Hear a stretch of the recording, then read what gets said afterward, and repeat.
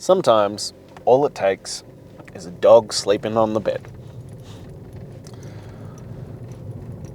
Many times I find in this world that the issues that we are facing, the problems that just can't seem to be solved, come from, well, being too close to the situation. And let's be real on this. We are all guilty of this. That when you're in the thick of it, when you're in the weeds of the situation, it's hard to see the obvious solution. Because, well, you're right up in there. You can't see the forest when you're amongst the trees. And it makes it difficult to break free from that. And I think a lot of people are caught up in that when it comes to breaking the habit of, well, comfortability of these things. Because, well, you're too close to it. And it's really easy to validate your excuses when you're in the thick of it.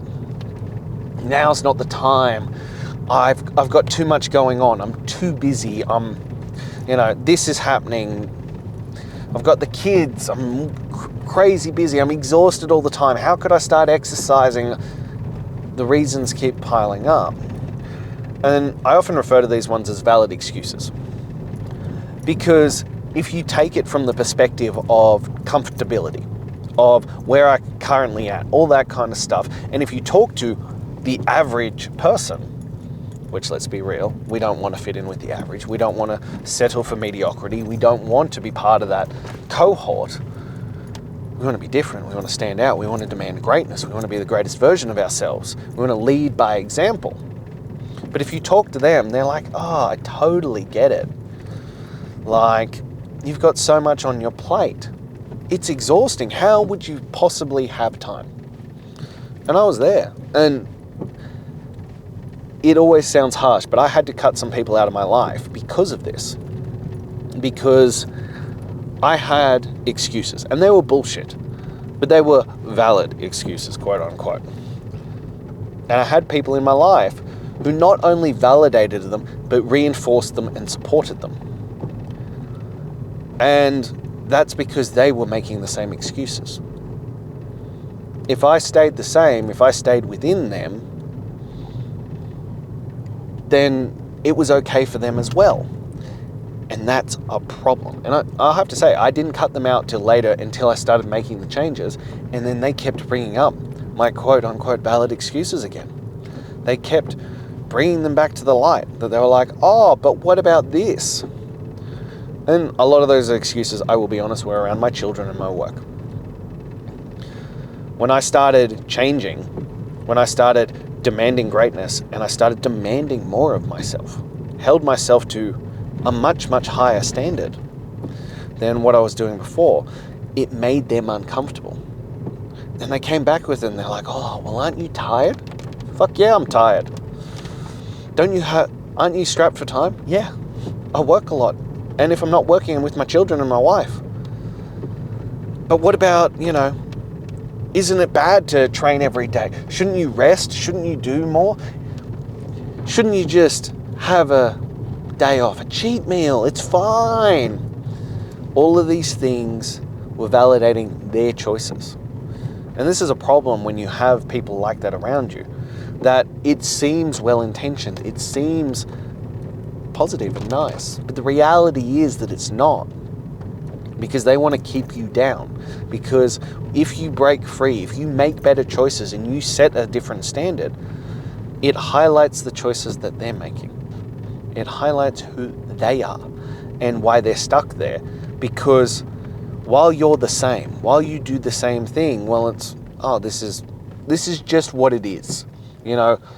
I can't do it because of these reasons. Well, you can do them. You choose not to do them. You choose to stay where you are because that's an easier life choice than stepping out of that. It's easier to stay stuck than it is to admit that you aren't willing to pay the price that is required to achieve those goals. And that's a reality. And that's a harsh reality for a lot of people to wrap their heads around. But it's the truth. Now, I came to this one that we are too close to the situation quite frequently, and we get stuck in our valid excuses. So my son was born 8 weeks early. He spent basically the first 6 months of his life in hospital. And he turned 3 recently.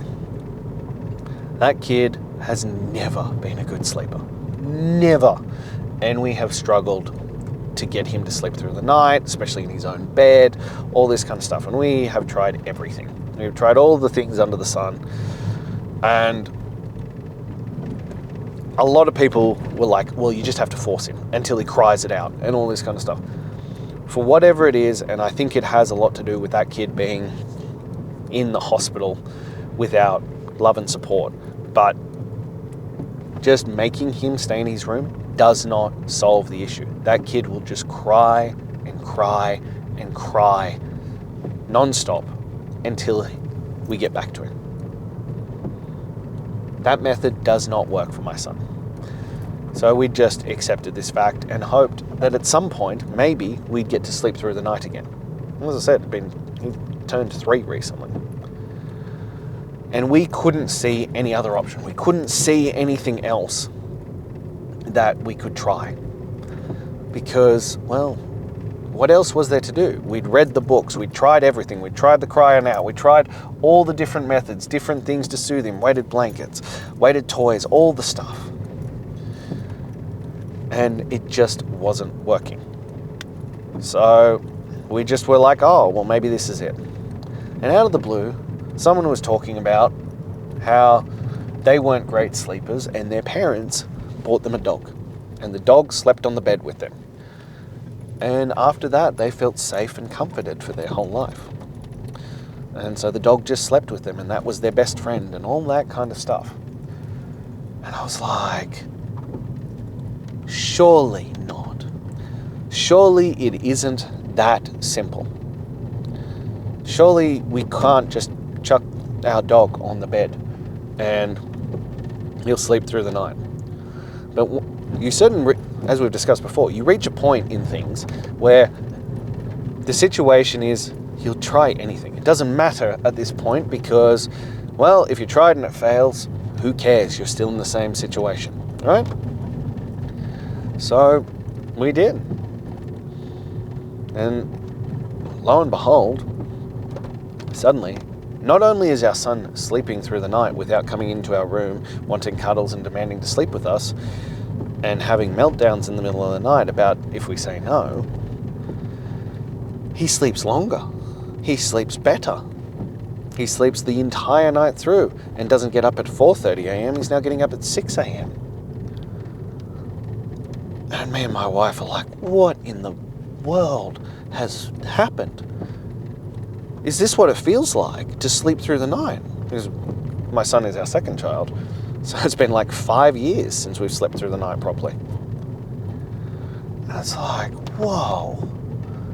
But in the moment, we couldn't see that because we were too close to the situation. We couldn't see it because, well, you're in the thick of it. And I think this is the problem with the valid excuses. That you go, surely I can't do that. Surely that won't work. Because, well, you're right up in it. But the question actually has to become, what are you willing to tolerate? As I said, we were all set to just be like, this is our life. And maybe by the time he's 18, he will have outgrown sleeping in our bed. Fingers crossed. And we were just like, well, we'll just accept being tired and just do the work anyway. But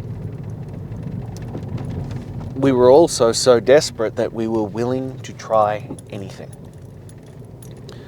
And while you're validating your excuses, you're going to stay stuck. You're going to stay in a situation you don't want to be. As I said, it doesn't matter how valid those excuses are. If you keep making the excuses, you're going to stay stuck. Because we could have been like, oh no, that will never work. That's never going to be a thing. Clearly that's not the option. We can't do that. excuse, excuse, excuse. As I said, they might be true. They might be valid.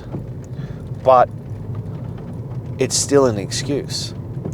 And if you're in a place that you don't like, what's the worst thing that can happen from having a crack? You end up back where you were? Well, shit, you're already there.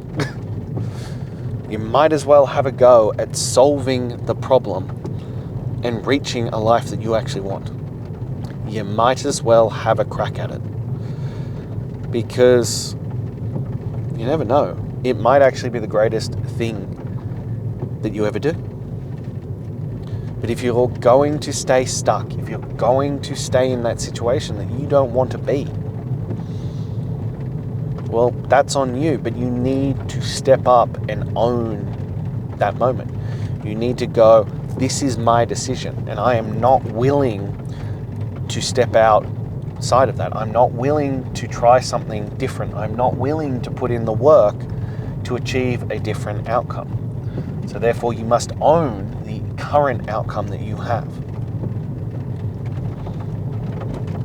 It's the only way to be. But also recognize that maybe it will work. Maybe it'll be the greatest thing you ever do. Maybe it'll change your entire life. But first, you have to be willing to acknowledge that maybe you are too close to the situation. I made one the other day about how simple it is to change your life. It's not easy, but it's simple as fuck. And people pushed back and they're like, oh, it's not that simple. You don't understand my situation. I have this, I have children, I have work, I have commitments, I have all this kind of stuff. Okay, got it. Understand. You're in the thick of it. It feels impossible. It feels insurmountable. Doesn't make those feelings true. They might be your feelings, and I understand why you have them, but it doesn't make them true. You have to make a different choice. And that's the reality of it. You are going to stay stuck exactly where you are for as long as you're willing to continue tolerating where you are. Until you're willing to say, I will no longer tolerate this life that I have. I will no longer tolerate this, and I want more from my life.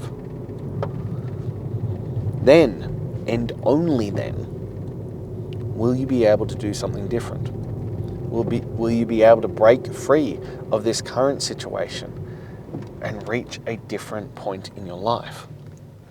Because until then, well, this is it.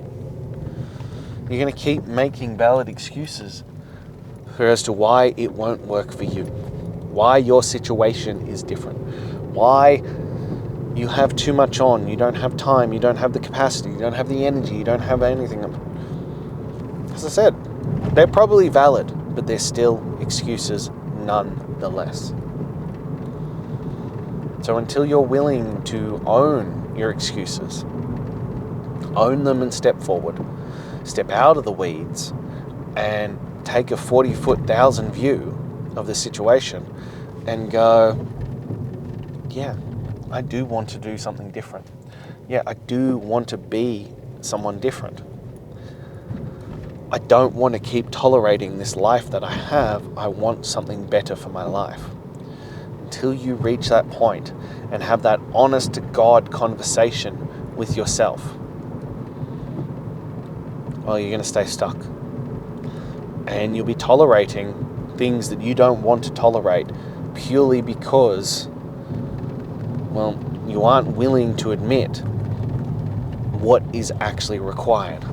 You aren't willing to admit that you need to do the work necessary. And until that moment, until you're willing to own that fact and step forward and do something different, well, this is your life.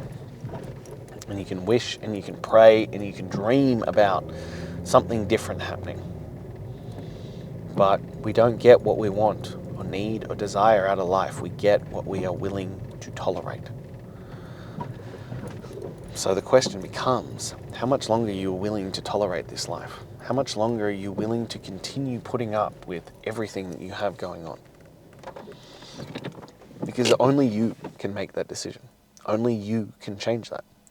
So if you're ready to stop tolerating that, if you're ready to step forward and become the man that you know you should be and can be, then step out of the weeds, stop making excuses, and realize that it is time to break free from that chains, to break free from all those valid excuses and start demanding greatness of yourself. So if you're ready for that, you know where to find me. Until then.